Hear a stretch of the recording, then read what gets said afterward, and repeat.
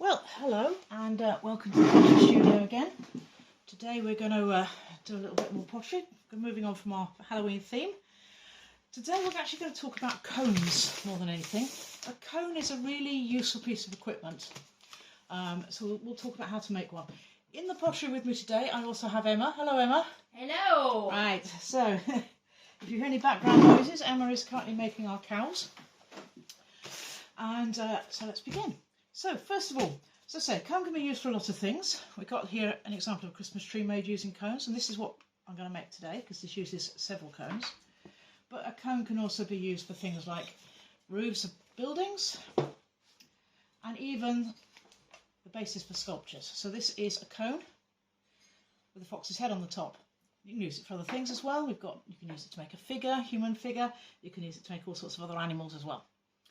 So before we start, I've got a number of bits of equipment which you might find useful.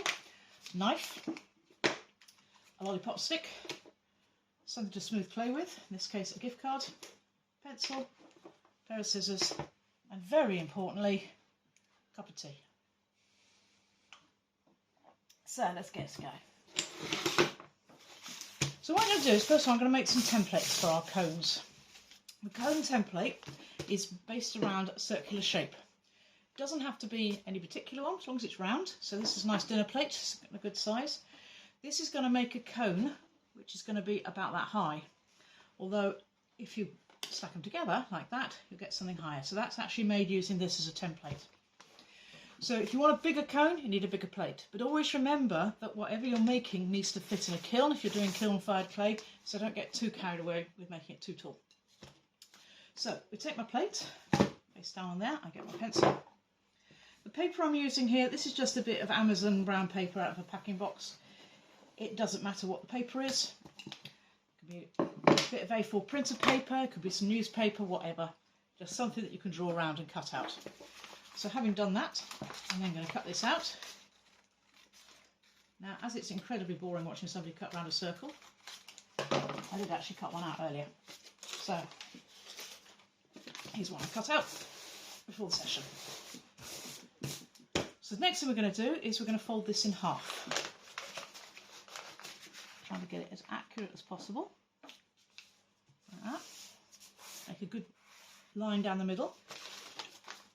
And then get your scissors and cut it.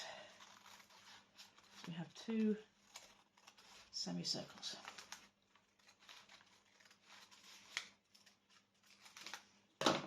Now, a semicircle can be used to make a cone in its own right, but you will have a very broad based cone. So that's fine if you're using it for something like a roof of a building, but for what we want to do, we want to make it a bit more pointed. So what I'm then going to do is I'm going to take one half of this, fold it in half again. Then I'm going to take that and then fold one of those quarter segments in half again. Like that. So I've got a piece like that. And I'm going to cut off that slice there.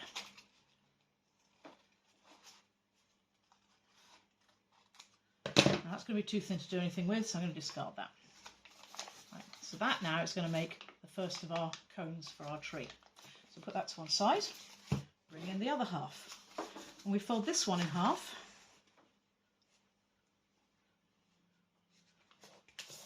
Yeah, nice score mark. Pair of scissors. Cut it in half.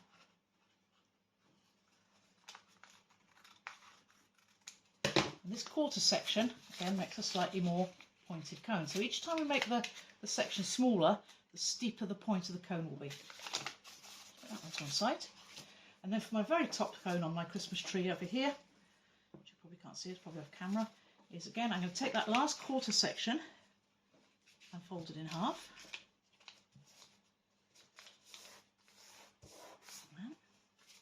Then I'm going to fold that half in half again, down to that centre line.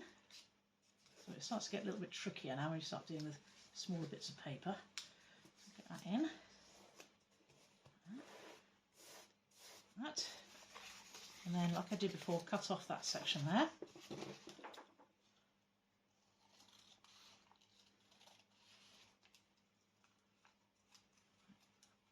That. and then discard that piece.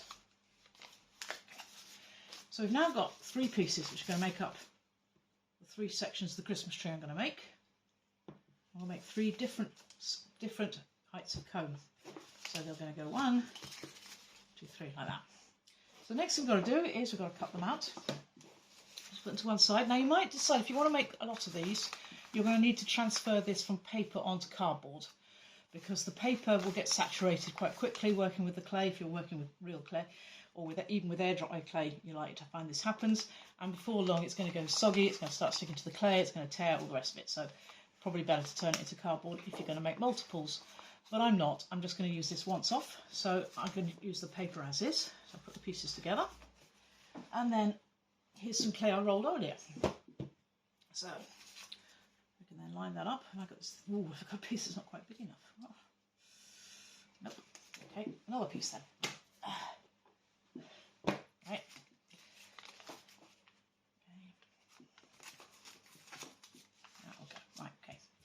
So we have to get that on there. Now, you can leave it smooth, depending on what you want your cone to be.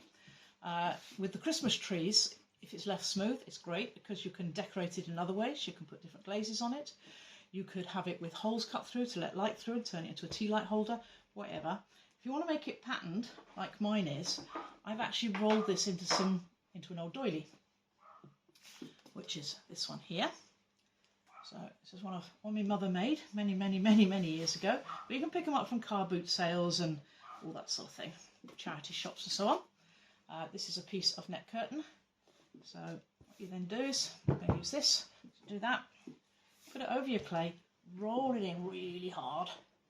Depends on how hard your clay is. You might not want to do it that hard, you might go through. And then you can see you've got a nice pattern left, which you can then cut out and give yourself a patterned tree.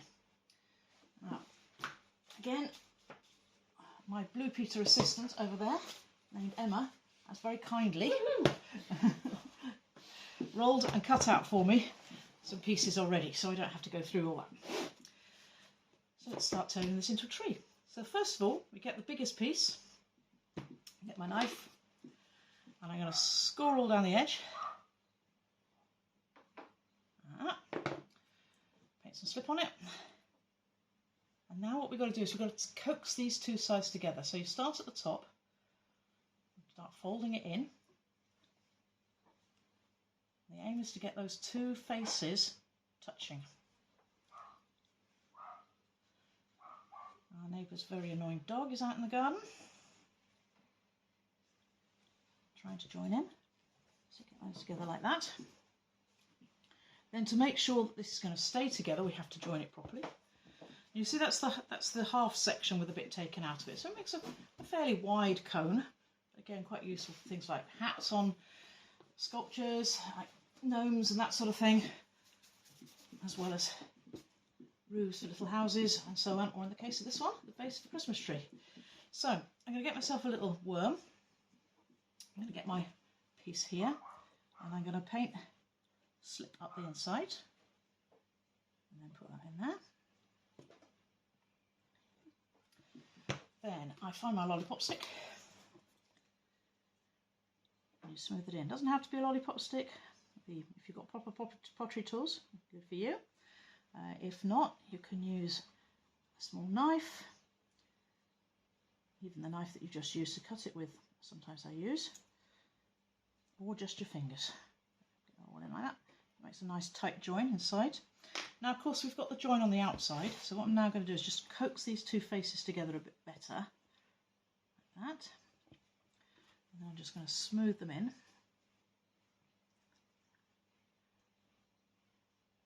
Make it a bit less obvious. If necessary, add a little bit more clay if the crack's a bit big. Make some slip on that. Put it in there. Smooth it in. You might be thinking at this point, oh, but we've lost all the pattern. Yes, only on the join, but there is a way around that.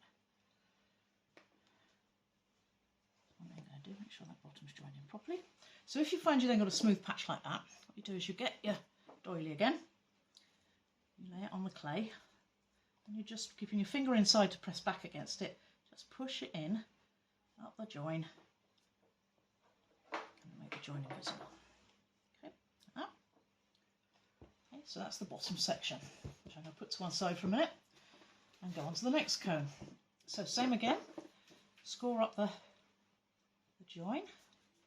It's going to go the straight edge, slip on it. Okay, and again, coax it round. If the clay's a little hard, this might be trickier than if the clay's really soft, but we can get there. Okay, all the way around, the bottom connected, and zip it up all the way to the top.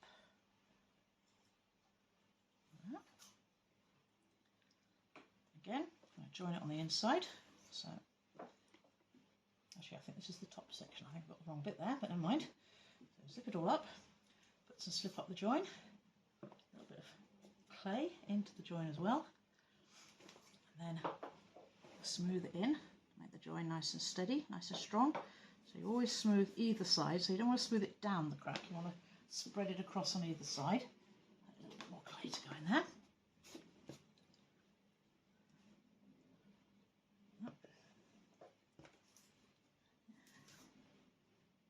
So this is the quarter section, the last one I did, the quarter section with another chunk taken out of it. So this is the tightest one. If you go for a very, very small template, you'll find this is really tricky to get this top section, but not impossible. Right, let's get those edges pushed together. Okay, smooth them in.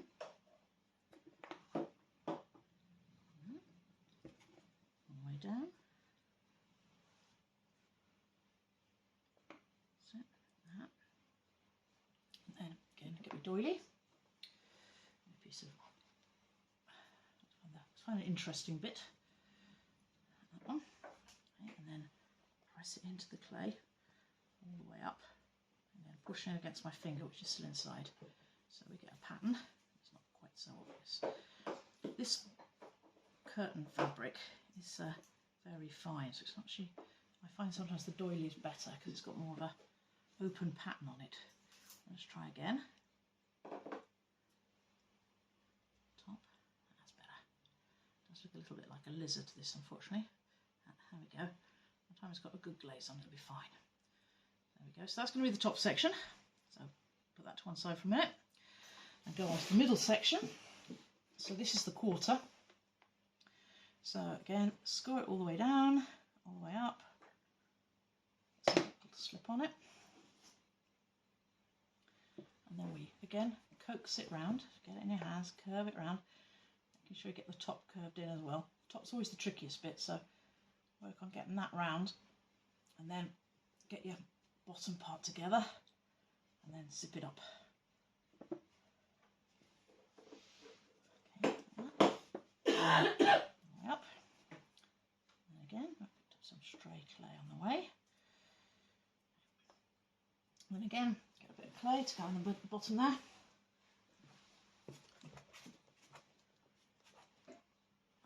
Paint some slip all the way down the join. Put that in. Like that. Smooth it down all the way.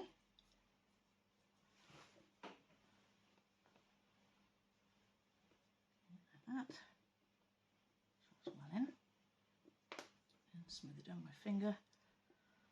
As long as the inside's properly joined, it doesn't matter the fact there's not a coil up the outside, but that inside is very important. Then just do that last little bit of zipping it all in. Smooth it down.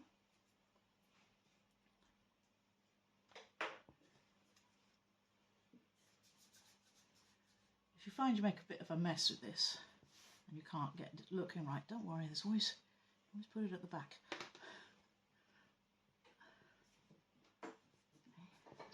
In there. Again, I'm going to try and put a bit more pattern on it where I've gone over it. So let's put that there. Finger inside to push against. And put that in there.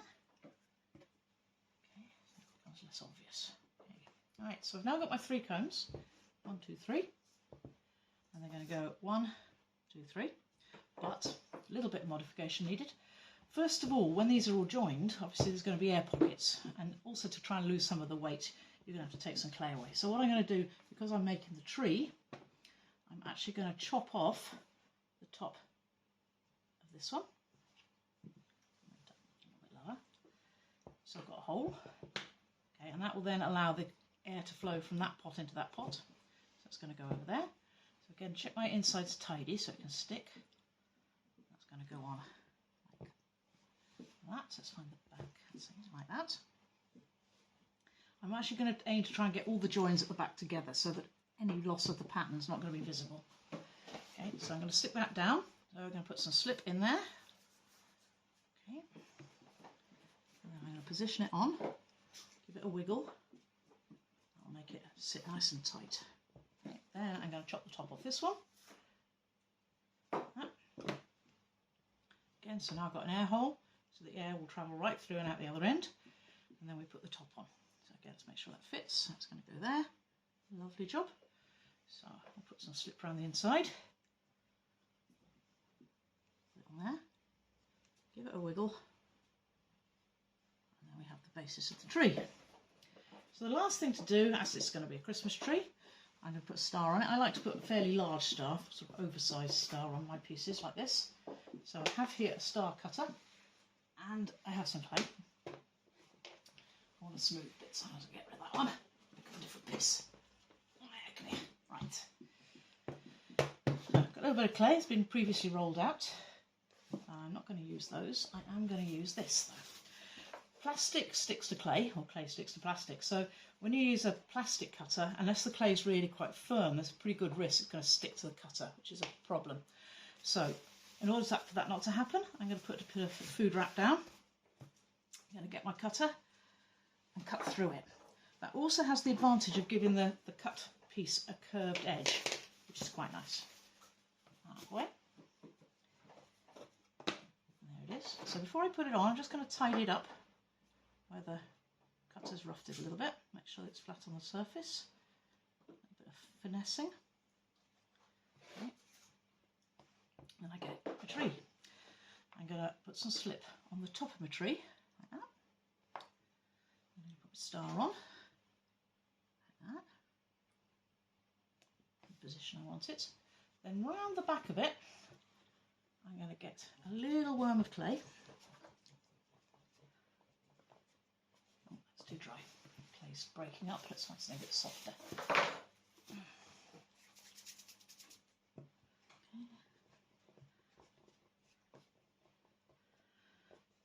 Okay, so paint some slip in there, either side of the star, and put these little worms of clay either side, on there, on there.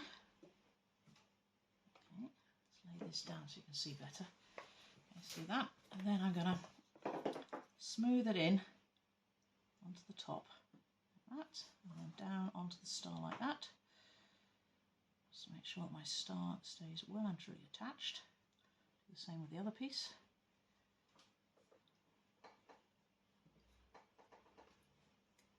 Just onto there. Okay, and then just to finish it off, make sure it's tidy. I get a little bit of water on my finger.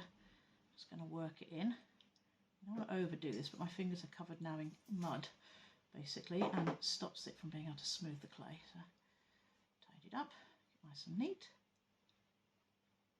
Okay, and just check all the joins, good. And there it is, one finished Christmas tree cone. So I hope you found that useful.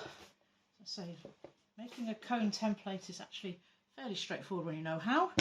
And look forward to seeing you all again soon. Bye.